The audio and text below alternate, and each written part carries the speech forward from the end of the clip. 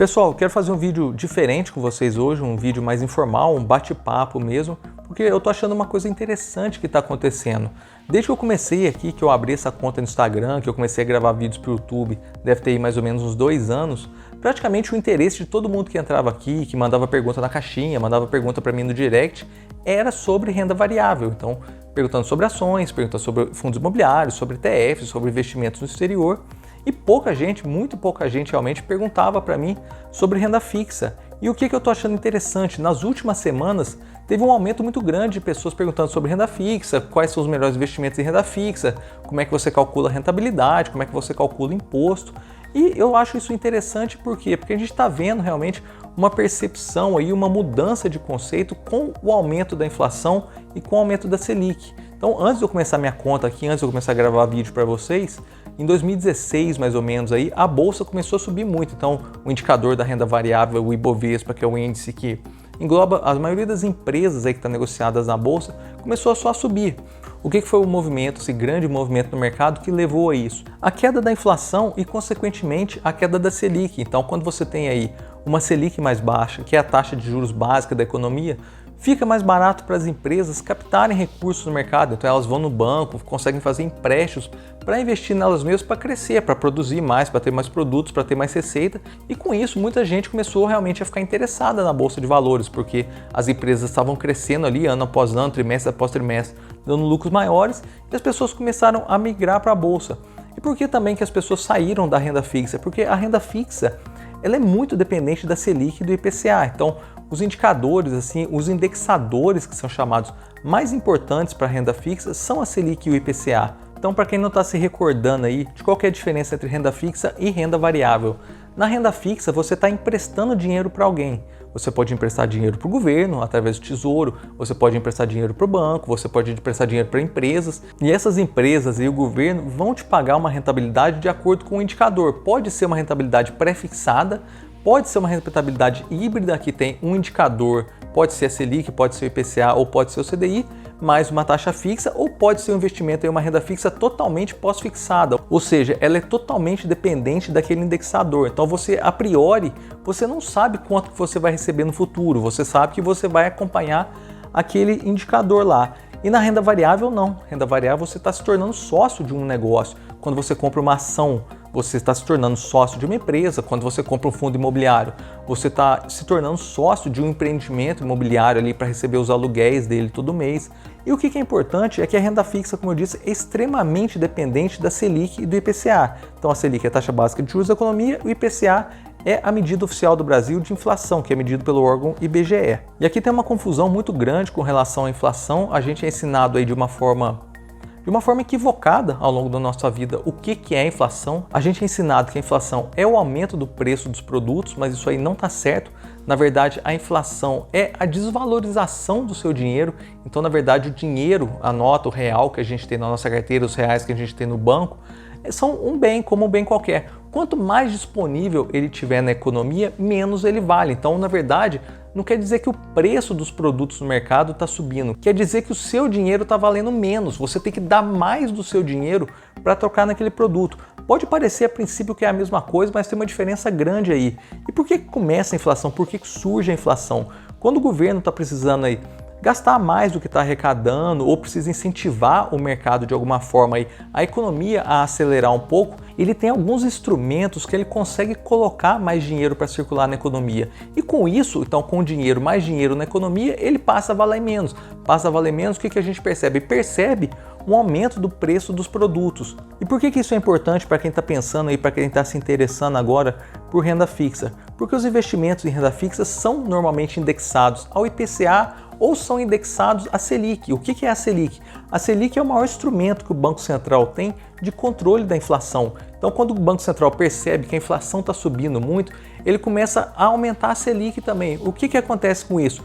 Todos os empréstimos que vão ser feitos, então, as empresas que estavam conseguindo captar dinheiro barato ali no banco, então, dinheiro a um juros baixo, já começam a pensar melhor se vão pegar aquele dinheiro para tentar se expandir, porque a taxa de juros que ela vai pagar é uma taxa de juros mais alta. Então, isso dá uma esfriada na economia. Quando a economia esfria, a inflação tende a cair.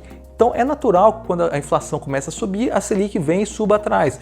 Quando a inflação começa a cair, a Selic também caia. Então o que aconteceu lá em 2016, 2017? A gente estava com a inflação caindo bastante e a Selic foi caindo atrás, foi diminuindo bastante, até chegar aí na ordem de 2%. E agora o que a gente está percebendo? Está percebendo um movimento contrário. O IPCA está subindo, ou seja, a inflação está subindo e a gente está percebendo uma escalada da Selic aí para tentar frear o aumento da inflação. E como os investimentos em renda fixa são vinculados, são indexados a esses valores, começa a fazer sentido, começa a ser interessante você pensar aí em investir. Então aqui é um alerta que eu queria fazer com relação à renda fixa. Então, como eu falei, a gente tem 3 formas de investir na renda fixa: pré-fixado, híbrido, misto e o pós-fixado. Qual que é o risco que você tem no pré-fixado e por que eu não gosto? Você pode abrir sua corretora ali, você encontra uma renda fixa, um CDB que está pagando 9% ao ano, 10% ao ano e você acha interessante, fala, pô, eu estou investindo em algo que eu sei quanto que eu vou receber no futuro, então se eu colocar um dinheiro agora, ao longo de 3 anos eu vou receber 10% ao ano, eu sei quanto que eu vou resgatar no futuro. Mas por que isso é perigoso? Porque você não sabe qual que vai ser a inflação futura. Então se você investir aí num pré-fixado de 10% ao ano e a inflação começar a subir, a inflação sobe lá de 7%, 8%, 9%, 10%, 11%, 12% ao ano, na verdade se a inflação passar para cima do seu investimento, você não está ganhando dinheiro, você está perdendo dinheiro. Apesar de você estar vendo o valor ali do seu investimento aumentando na sua conta, a inflação está maior, a inflação no mercado está maior. Você vai perceber um aumento no preço dos produtos maior do que você está tendo de rentabilidade na sua carteira ali naquele investimento pré-fixado. Então eu não gosto desses pré-fixados porque eles não te dão uma segurança desse seu investimento. E falando aqui uma coisa histórica interessante, e aí não estou falando que é isso que vai acontecer, tá? Realmente só para a gente pensar um pouco sobre essa questão de pré-fixados e inflação. A França, depois da Segunda Guerra Mundial, estava com uma dívida muito grande e não conseguia pagar. O que ela fez? Ela emitiu títulos aí como se fosse um tesouro, o Tesouro da França, ela emitiu títulos pré-fixados e conseguiu captar recursos, e conseguiu pegar dinheiro da população para quitar sua dívida. E o que ela fez depois para se livrar dessa dívida, para não precisar pagar a população? Ela forçou a inflação a disparar. Então a França, aí, depois da Segunda Guerra Mundial, forçou uma disparada da inflação porque tinha prometido uma rentabilidade para os investidores, para as pessoas, e deixou a inflação ficar bem grande, porque a inflação foi corroendo aquela rentabilidade. Então quando eles foram receber, aquele dinheiro que eles estavam recebendo já não valia mais nada. Eu não estou falando que é isso que vai acontecer, eu estou só querendo mostrar um exemplo aí, esse exemplo da França.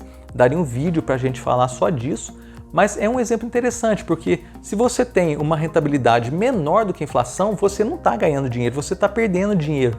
E nisso, a renda fixa vinculada aí ao IPCA é muito interessante, porque na verdade ela veio aí como uma evolução desses investimentos em renda fixa. Começou aí no final da década de 90 nos Estados Unidos.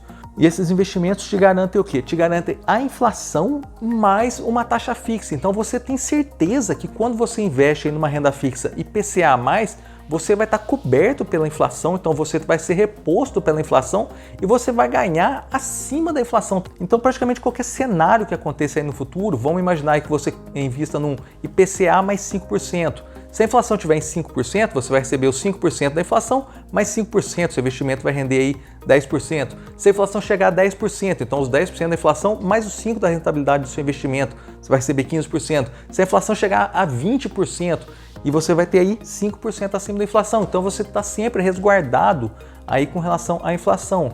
E muita gente fala, Breno, mas a inflação passar de 2 dígitos, a inflação acima de 10% ao ano é uma coisa que não acontece. Na verdade, se a gente for pegar na história do Brasil aí, existem dados desde a década de 30, desde 1930 você consegue encontrar dados calculados de inflação no Brasil. Em todos os anos, desde 1950 até 1994, houve inflação aí acima de 2 dígitos no Brasil. Em alguns anos, a inflação aqui superou 1000% ao ano. Então, quando a gente olha no histórico aí, teve o Plano Real em 1994, o Plano Real parece praticamente um milagre na economia, porque conseguiu segurar a inflação aí dentro dessa faixa de 10% ao ano. E hoje a gente tem uma meta de inflação aí na casa de 4, 5% ao ano. Então vocês percebem que historicamente o Brasil foi um país muito inflacionário. Por quê? Gastos do governo, gastos, você ter arrecadação para cobrir esses gastos. E qual que é a consequência disso? Foi essa inflação que a gente viu aí. O Brasil então teve praticamente 50 anos de inflação acima de 10% ao ano. E se a gente for pegar aí, o real é a 10ª moeda do Brasil. Na verdade, a gente teve 2 moedas no período colonial, depois do período colonial aí, o Brasil teve 8 moedas. O real, contando essas 8 moedas aí, é a moeda que já mais durou ao longo do tempo no Brasil. Ela não tem 30 anos ainda, porque ela começou em 94. Ela já é a moeda mais longeva do Brasil.